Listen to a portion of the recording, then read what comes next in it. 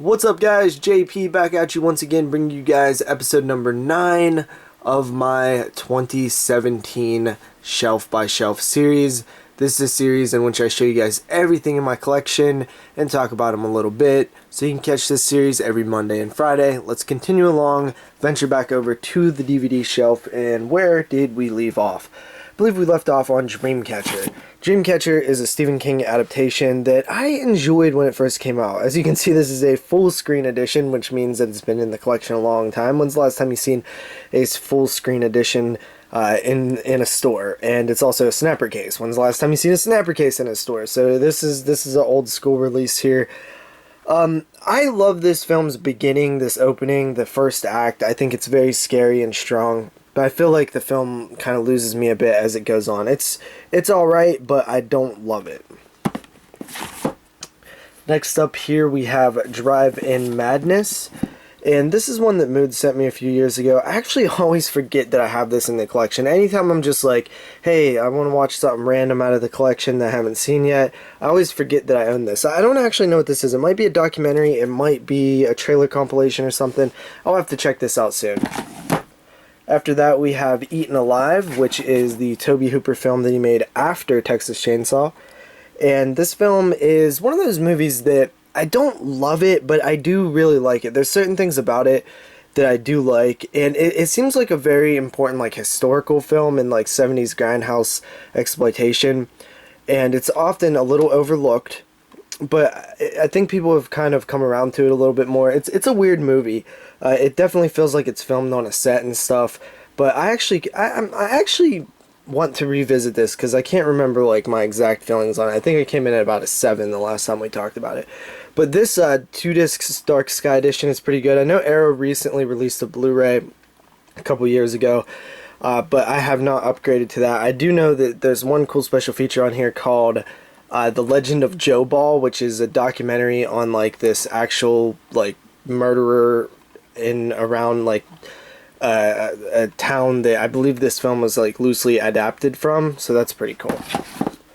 After that, we have the awesome Ebola Syndrome. This movie, guys, is really neat, man. Came out in 1996. It did make my top 10 of 1996. I believe it came in at around 6 or 5 or 4, somewhere around there. Really, really crazy movie, man. It is a South Korean film, I believe, starring Anthony Wong. This guy right here is absolutely insane.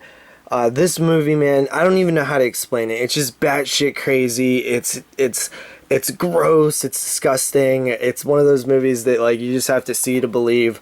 If you've never seen Ebola Syndrome, please do yourself a favor and check it out. It is a trip, man. I really like this movie. Check it out.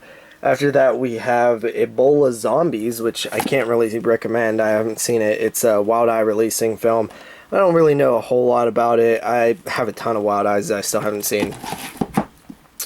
After that, we have Eden Lake, which, if you guys seen previous parts of this series, I have mentioned Dimension Extreme in the past and how I love Dimension Extreme and really wish they would have continued picking up titles from all over the place and putting them out in easy access like Walmart's.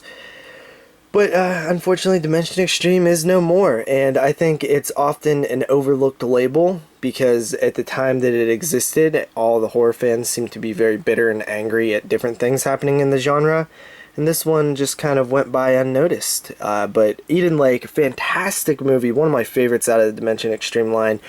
It is dark, depressing, disturbing, just a fantastically told movie. Don't let the sort of cliched cover fool you. This is a great flick. I highly recommend it. It's like a 9.5 out of 10. Super, super good. Love it. And speaking of depression, we have Edge of Sanity, which I actually have always found kind of a little bit depressing. Stars Anthony Perkins. He kills the role.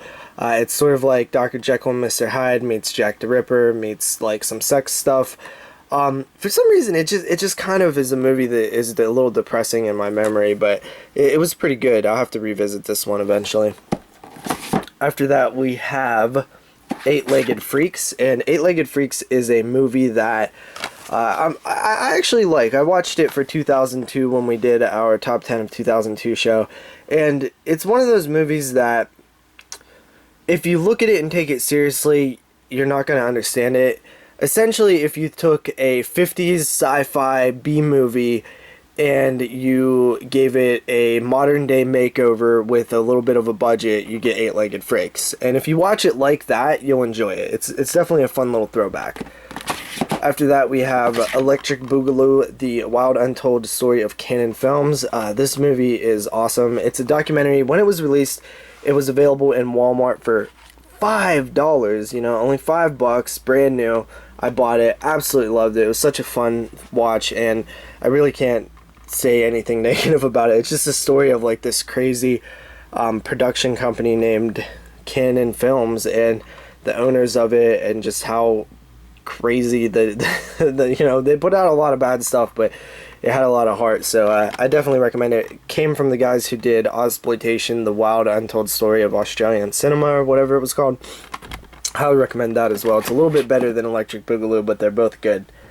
After that, we have The Entity, which is a fantastic ghost film. I think that you look at the cover, you know, it's kind of bland. It's called The Entity, which is like a ghostly ass term, and you might think like, oh, I don't know about that one, but it really is a fantastic movie. The only problem with it is the ending. The third act just kind of gets a little wonky, but the first act is amazing. It's so powerful. The music is so crazy. I highly recommend checking that out if you've never seen it. After that, we have Entrance, which is a film that I have not seen. I don't really know much about it. It's an IFC Midnight. It's been in the collection for a while. I think I've heard good things, but I just never got around to checking it out. After that, we have Escape from LA. I have not seen Escape from New York. This is, of course, John Carpenter. Picked it up super cheap at a Dollar General, $2.95. Had to grab it.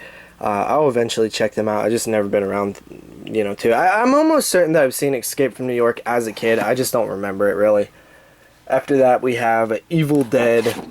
And this is a movie that's, you know, it's a film that I think a lot of people kind of overlook nowadays in terms of comparing it to the sequel. I think this is the stronger film here, guys. Evil Dead 1 is great. It's a movie that was filmed on such a small budget in the summer of 1979, $375,000, which they got from local investors. They head out to Morristown, Tennessee, to make a film about 5 college students possessed by the Necronomicon, the Book of the Dead. Awesome stuff. And then, of course, you have Evil Dead 2, which is a great follow-up, but I don't like it as much. When I was a kid, it was actually the first Evil Dead that I seen. I did really love it. I watched it all the time. As you can see, Roger Ebert, 3 stars there. It's a great movie. It really is, but I just like the first one a little bit more. And then we have Army of Darkness, the Screwhead edition, which, funny story about Army of Darkness, I actually didn't even know it was an Evil Dead sequel when I first seen it. I seen it at a Walmart on VHS, and I bought it, took it home, and I was like, this is really familiar. It's like that Evil Dead movie that I have on VHS. And, of course, it is, because it's a sequel, so it's like Evil Dead 3. I don't know, just thought that was cool. I watched them. I watched 2, 3, 1, which is a weird order to see them in. After that, we have Evil Things. This just looks bad. You know, I've never watched this. I can't say that I'm going to anytime soon. It just looks super unappealing. After that, we have Evolver, and Evolver is a pretty cool movie. It's like, I would compare it to sort of like Chopping Mall in a way. It's sort of like, it's not as like graphic and violent as Chopping Mall, but it's still pretty cool. It's kind of 90s vibe to it. Basically, this robot, kind of looks like a Killbot, is a toy that this kid wins. It's like a video game system sort of thing where you like battle this robot, and these little sensors on here, you like shoot it and stuff, but it malfunctions and turns evil and like kills his family and stuff. It's pretty cool. I actually highly recommend it. It's not a bad little film. I used to watch it on the Sci-Fi Channel all the time. After that, we have The Exorcism of Emily Rose, the widescreen theatrical version. I'm just not a huge fan of this film. I don't know, man. I never could really get into it. I have to give it another shot eventually. I know there's people who absolutely love it. Mark Nato from the Horror Cast loves it. Dustin, aka Mr. Watson from Horror Corridor, loves it. Just never been a movie that I've been really into. After that, we have the special widescreen unrated version of The Exorcism of Emily Rose, which is, I guess, the better version since it's unrated. I don't know. I haven't watched either of them. After that, we have The Exorcist Complete Anthology, which I believe has Exorcist, Exorcist 2, The Heretic, Exorcist 3, Exorcist the Beginning, and Exorcist Dominion, I believe. Dominion, prequel to The Exorcist, yes. I've only seen 1 and 2. I haven't seen any of the... Oh, wait, I have seen The Beginning. So I've seen 3 of the films. I'm not a huge fan of the Exorcist films, honestly. I recognize the original as a complete classic and a film that everybody needs to see. And one of the best horror films ever made. I just don't really care for them that much. That's not saying that I don't realize that the first one is amazing. After that, we have The Eye. This one was pretty good. I got this from...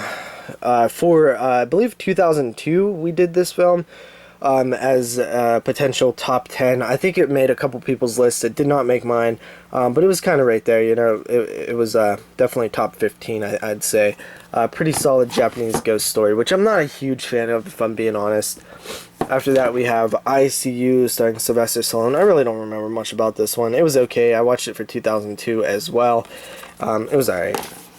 And finally, for this part, guys, we have The Faculty and Phantoms. The Faculty, I absolutely love. Great 90s horror film. Just kind of like a Invasion of the Body Snatchers. And Phantoms, I just didn't really get into. I don't really know what to say about it. Alright, guys, see you next time with another part. Peace.